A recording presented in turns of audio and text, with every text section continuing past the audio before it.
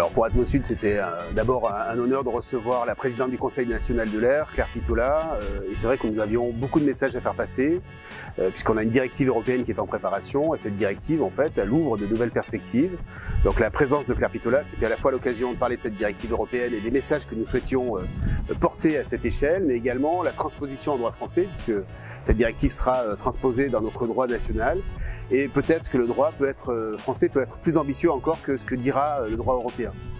Dans les messages que nous avons fait passer, ils sont assez simples au fond, une surveillance ambitieuse qui reflète également la complexité et la diversité des sources que nous avons dans le territoire. C'est vrai qu'on a tendance à penser que la voiture occupe tout l'espace en matière de pollution atmosphérique. C'est pas le cas dans notre territoire. Nous avons des navires, il y a une pollution industrielle, le chauffage au bois, la pollution photochimique, celle que nous avons l'habitude de rencontrer l'été avec l'ozone. Donc voilà des singularités sur lesquelles on attend de l'Europe plus d'ambition également en droit français. Le deuxième message, c'est l'information. C'est vrai qu'avec l'indice de qualité de l'air européen, l'indice Atmo, on voit aujourd'hui les limites. On a près de 100% du temps à l'échelle européenne un indice qui est donné par l'ozone. Ça ne reflète pas l'état de la qualité de l'air aujourd'hui de façon fidèle.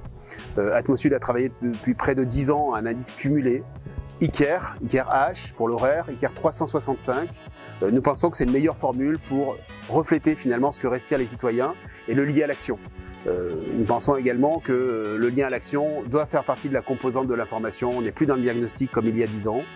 Comment accompagner les acteurs du territoire, comment accompagner les citoyens pour faire les bons choix. Donc l'indice de qualité de l'air doit évoluer. Dernier volet, et pas des moindres, la contribution citoyenne. C'est vrai qu'aujourd'hui, l'information, elle vient des petits capteurs que chacun peut acheter chez soi. Alors, nous avons la solution avec Nebulaire et également Modulaire. Ce sont deux solutions open source que nous développons avec AirCartour. C'est autant d'informations du territoire qui rentrent dans la connaissance, mais aussi qui permet d'agir différemment. C'est vrai dans l'école, c'est vrai également à l'extérieur avec les brûlages. Vous savez que c'est interdit, ça permet de mettre en évidence. C'est vrai finalement dans toutes les petites composantes du quotidien qui font ce que nous respirons en permanence. Donc voilà les sujets que nous avons abordés avec Madame la Présidente et nous espérons qu'elle les portera en particulier au sein du Conseil national de l'air ou au sein de l'Assemblée nationale puisqu'elle est également élue députée.